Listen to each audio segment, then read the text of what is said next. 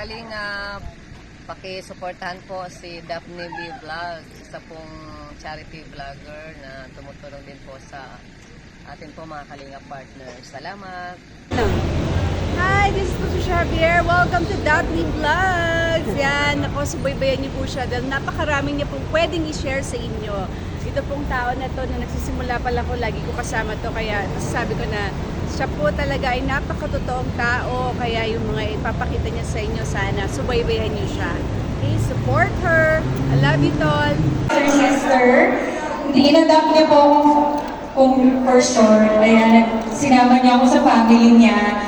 So I'm very grateful to Ate Pat. You are my real life fairy godmother. Akala ko sa cartoons ko lang yun mapapanood. Pero sa totoong buhay po nangyari sa akin. So hindi po ako magiging artista ngayon na natupad yung mga pangarap ko since birth. Since maliit pa ako, kung hindi na dahil kay Ate Jen. So, yeah. So, kung hindi po ako nagpa-picture sa kanya, hindi po ako magiging artista ngayon. So, buti na lang talaga.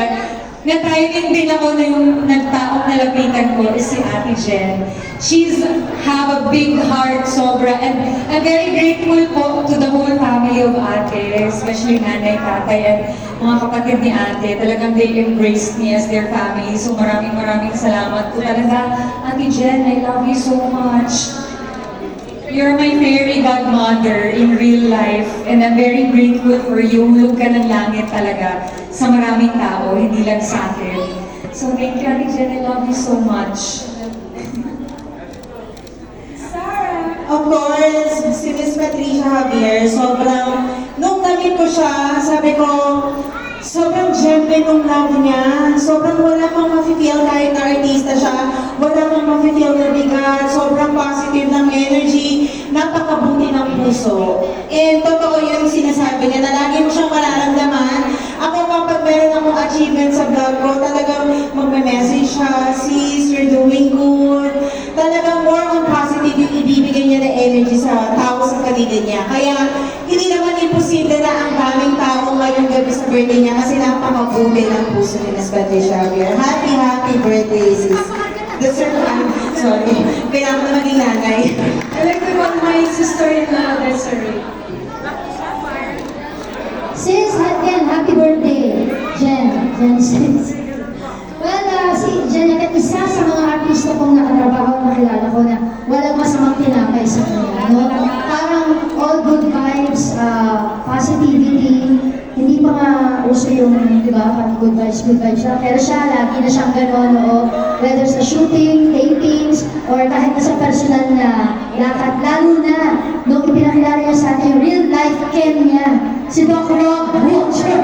Di ba? Yan na talagang real life Ken eh. Kaya ikaw talaga yung Barbie, siya yung Ken mo. Di ba?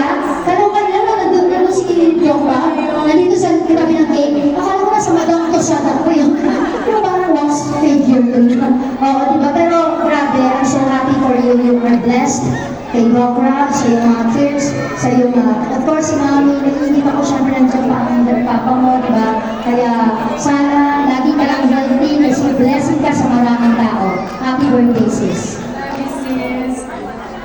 Yes, Jen, thank you. First of all, thank you for inviting me here. Yeah, si Genesis po, Patricia Javier. We've known each other for 3 decades now. Since Dance Entertainment pa yung Tuesday group mo kami. Well, all I can say is, hindi po siya nagbago. Kung ano yung Genesis noon, siya pa rin yung Genesis ngayon. And I love you, Jen. Thank you. I love you. Yes. Kapatid, si Patricia Genesis from Friday Group of Dance Entertainment. At grateful ako dahil na-invite ako dito. Minsan nakakalimutan ko na may birthday pala ako ng dance. Ako minsan ako, ay naka-dance pala ako. Pinipitahan ako ni Genesis. At mula noon na magkasama kami sa dance, walang nagbago, no? Noong paglapas sa loob, talagang napakabuti ni Genesis. Kaya alam nyo, sa totoo lang, nung invite niya ako, naiyak ako. Kasi, talagang hindi ko expect, ay, bakit ako? Sa sister lang, hindi na friend, no? Ay, na kapatid. So, happy birthday. Once again, kapatid, happy birthday. And you know that how much I love you. Sis. Happy birthday, Ate Jen, Ate Patricia. So si Ate Jen, batchmates po kami sa Dance Entertainment noong 1993. Ako yung bunso, she's one of the ates.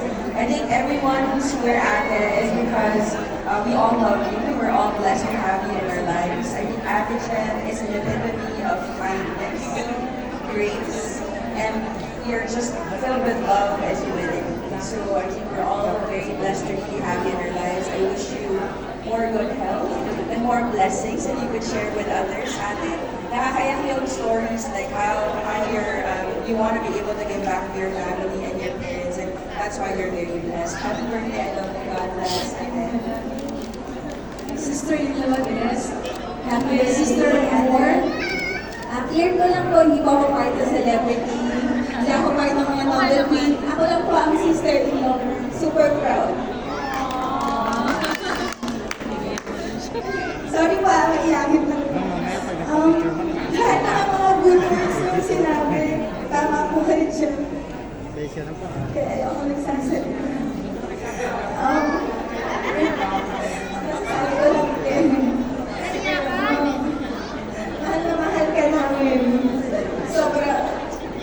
Thankful kami at nagkaroon kami ng blessings sa at sa mga sa lahat ng mga thank you. My sister! My sister Amor! Amor, nasan ka? Barbie Amor. Okay, my BFF Jocelyn. She is my high school friend, Laura Hilaga.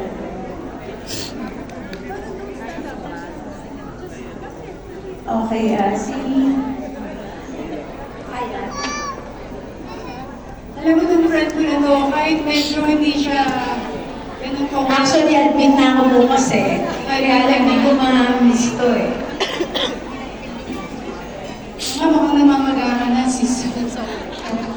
Actually, for admission na ako bukas. Kaya lang, hindi ko nga ako pwede na-miss to. But si Jen, since high school, natutuwa kami actually hindi mga friends namin, BFF sa high school. Grabe tong taon to, hindi talaga ito makalimot, di pa siya artista no. Tapos ako talaga yung idol siya, nasanap pa siya, model pa siya. Para akong sirako na ginugupit ko pa yung mga picture niyang nag-model siya, hindi ko na babanggitin yung underwears. Lahat na nasan siya, sumasama ako. Tapos actually ito, hindi ko inisip na ganito siya sa amin sa high school kasi 4th year lang siya dumating. So, 1 year lang namin siya nakasama. Grabe na starstruck kami. Tapos, yung section ko pang sabihin na natin ingit-bigit na ingit sa kanya kasi ang ganda niya talaga eh.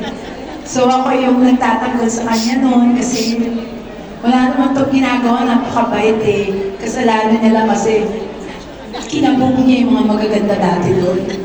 Yun lang. Tapos ito, kahit anong oras, kahit grabe yung tulong nito sa akin.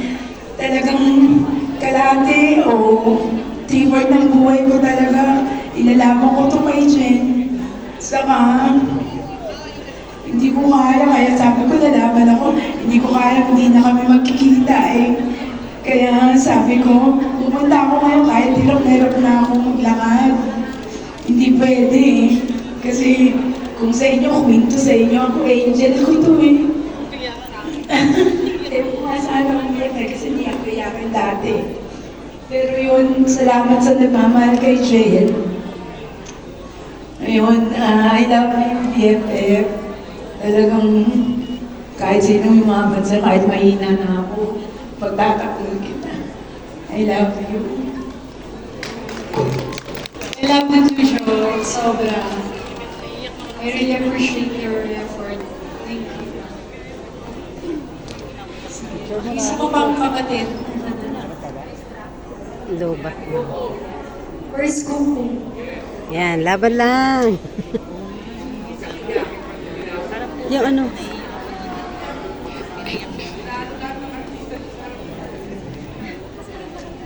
And then next, Lil Barry.